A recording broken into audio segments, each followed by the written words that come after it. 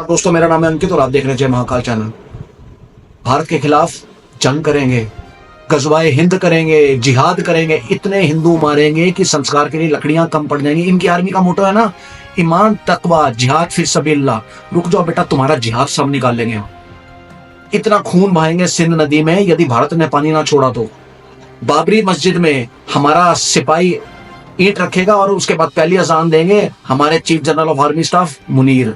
130 nuclear bomb है जो भारत की छाती पर हमने रखे हुए हैं। इनके मिनिस्टरों की ये बयान है और बकवास कर रहे हैं पिछले कुछ दिनों से। इनका मीडिया भी खबर निकल के आ रही है कि इनका एम्बेसडर आसिफ इफ्तिकार वो भागा है ऑर्गेनाइजेशन इस्लामिक कॉर्पोरेशन के पैरों में गिर गया, जाके कह रहा है भारत से हमें बचा लो, भारत युद्ध करने वाला है।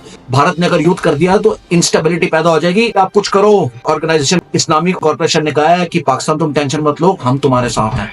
ये वही ऑर्गेनाइजेशन इस्लामिक कॉर्पोरेशन जिसने फलस्तीन को भी दिलासा दिया था कि तुम टेंशन ना लो, इजराइल के युद्ध में हम तुम्हारे साथ हैं, और आज तक कुछ नहीं किया। इजराइल रोस्ट ठोक रहा है फलस्तीन को, ये कुछ नहीं कर रहे। अगर आप ऐसे ही पाकिस्तान के साथ हो जैसे फलस्तीन के साथ थे तो आपका बहुत बहुत धन्यवाद। इन्होंने दोस्तों हमारे 27 भाई बहन मारे हैं। 270 मारने से आत्मा को शांति नहीं मिलेगी।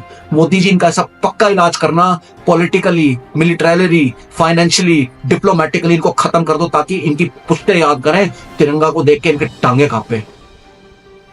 इनका अमेरिका में बैठा एम्बेसडर रिजवान सईद शेख बोल रहा है ट्रंप साहब आप कुछ करो, आप ही बचा सकते हो, आप भारत को रोको। भारत के अगर टैंक घुस गए अंदर, भारत ने हमला कर दिया तो पाकिस्तान के जो फौजी हैं उनकी नाकों से लकीरें निकलवा देंगे भारतीय सैनिक। बोला भारत बहुत बड़ा मुल्क है, भारत बहुत बड़ी पावर है, हम इतनी बड़ी पावर से नहीं लड़ सकते, हमारी वो कैपेबिलिटी नहीं है। सिचुएशन बहुत अलार्मिंग है, डर का माहौल बना हुआ है पाकिस्तान के अंदर, आप इस चीज को रोको। सिचुएशन बहुत अलार्मिंग है। तुम तो बड़ी धमकियां दे रहे थे कि इतने हिंदू मारेंगे कि लकड़ियां नहीं मिलेंगी, अब क्या हो गया? अब लकड़ियां कहां गई? लकड़ियां नहीं मिल रही। सिंध नदी में हिंदुओं का खून कम पड़ गया क्या बहाने के लिए? या वो ईंट नहीं मिल रही जो तुमने बाबरी मस्जिद में रखनी थी? या तुम्हारे 130 बम जो है वो गायब होगी? इनकी दोस्तों टांगे कांपी पड़ी। ये तुम्हें पहले सोचना चाहिए था, हाफिज सईद को भारत भेजने से पहले, जब तुमने मासूम हिंदुओं का खून बहाया। ये चाइना के पैरों में भी गिरे दोस्तों। चाइना को इन्होंने बोला $124 बिलियन का आपका ट्रेड है भारत के साथ, प्लीज आप इस जंग को रुकवाओ। चाइना ने बोला शट अप, ये रायता तुमने फैलाया, इस रायता को तुम ही संभालो। मतलब ये सामूहिक जो है ना, ये पैर पकड़ रहे पूरी दुनिया के, किसी तरह इनकी जंग रुक जाए। और ये कितनी बड़ी बड़ी धमकियां दे रहे थे।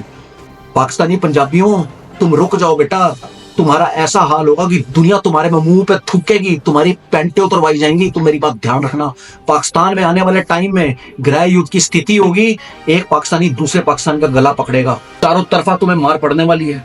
और बांग्लादेशियों तुम बेटा चुप रहना, तुम मत बोलना इसके अंदर। तुम 3 करोड़ इस देश के अंदर, ये ना हो कि बीएसएफ तुम्हें सुअर बना बना के इस बारी मारे। तुम चुप रहना, भाईचारा तुम्हारा बड़ा जागता है ना इस्लाम के नाम पे, ये ना हो सिर्फ चारा चारा रह जाए, पॉकेट में तुम्हारी छिताई हो जाए पाकिस्तानियों के साथ। इसी दिनों में तख्ता पलट होगा, आसिफ मुनीर की सरकार गिरेगी, FATF के ब्लैक लिस्ट के अंदर ही आएंगे, यूनाइटेड नेशन सिक्योरिटी काउंसिल से बॉयकॉट कर दिया जाएंगे, आटे की लंबी लंबी लाइनें होंगी, पानी पीने को नहीं होगा। ये पाकिस्तान की हालत होगी, आप देख लेना कुछ ही दिनों के अंदर। 427 बिलियन पाकिस्तानी रुपए का स्टॉक मार्केट का लॉस हो गया। 22 अप्रैल के बाद 8000 पॉइंट स्टॉक मार्केट इनका क्रैश हो गया। जितने इनके बड़े बड़े इन्वेस्टर्स थे, बिजनेसमैन थे, वो बोला निकलो यहाँ से, इस कब्रिस्तान में हमें इन्वेस्ट नहीं करना। वो अपना पैसा ले लेके भाग रहे हैं। जिन्होंने यहाँ पे स्टॉक मार्केट में इन्वेस्ट किया होता वो जा रहे हैं दुबई, लंदन, निकल रहे हैं सब यहाँ से। वो कह रहे हैं कि भारत जंग करने वाला है, यहाँ हमने मरना थोड़ी है ना, हमने अपना पैसा डुबोना है, तो निकलो यहाँ से। 1000 से ज्यादा मदरसे POK के अंदर बंद कर दिए गए 10 दिन से ज्यादा। और जितने जिहादी पढ़ रहे थे ना इन मदरसों के अंदर, उनको बोला बंकर बनाओ, भारत जंग करने वाला है। और कुछ जिहादियों को तो पिट्ठू बनाया गया और गधा बनाया गया कि हमारा जो आर्म्स एंड एम्युनिशन है ना, वो लेके जाओ भारत के फॉरेन बॉर्डर के ऊपर। इनकी फौज लगी हुई थी बलूचिस्तान और अफगानिस्तान के बॉर्डर के ऊपर। बोला सारे ट्रूप्स विड्रॉ करो और इंडिया के बॉर्डर पे आओ। बलूची और अफगान भाइयों, तुम्हारे पास गोल्डन अपॉर्चुनिटी, इनको ठोको। बलूचिस्तान अपनी आजादी की लड़ाई काफी टाइम से लड़ रहा है, और तुम कह रहे थे ना मोदी जी हमारी मदद करो, हम तुम्हारी तरफ देख रहे हैं, वो टाइम आ गया। जब तक इस पाकिस्तानी पंजाबी आर्मी को ठोकोगे नहीं, ये सुधरेंगे नहीं। इनकी Pakistani currency against US dollar 3 से 4 गुना गिरने वाली। बार बार बात चल रही थी ना कि न्यूक्लियर पावर है दोनों कंट्रीज, और पाकिस्तान बार बार बोल रहा था हम न्यूक्लियर जंग कर देंगे। थ्रेटन कर रहा था, इंटरनेशनल कम्युनिटी को डरा रहा था। इंटरनेशनल कम्युनिटी में एक बारी सुना, दो बारी सुना, वो इनके मुंह पे थूकना शुरू कर दें, वो कह रहे हैं कि जो तुमने करना है करो। इनकी औकात नहीं है दोस्तों की न्यूक्लियर वॉर कर दें। ये पाकिस्तानी पंजाबी जो बैठते हैं ना पैनलिस्ट, बड़े बड़े पेड़ लेके, इनके बस का कुछ नहीं है, सिर्फ भौंक सकते हैं। अगर इनके बस का इतना ही होता न्यूक्लियर वॉर ये करते तो ये लोगों के पैर थोड़ी पकड़ते। बाकी दोस्तों, इन्होंने सामूहिक पैर पकड़ने दुनिया के शुरू कर दिए हैं। इनका नक्शा बदलने का टाइम अब आ गया है और जल्दी अपनी ठुकाई के लिए तुम तैयार हो जाओ जिहादियों। तुमने जिहाद शुरू किया था, इसका अंत अब हम करेंगे। बाकी दोस्तों, आपका कहना है इस वीडियो के बारे में मुझे कमेंट सेक्शन में लिख के बताइए और यदि आपको भारतीय होने का गर्व है तो कमेंट सेक्शन में जय हिंद भी लिखिए। जय हिंद, वंदे मातरम, भारत माता की जय।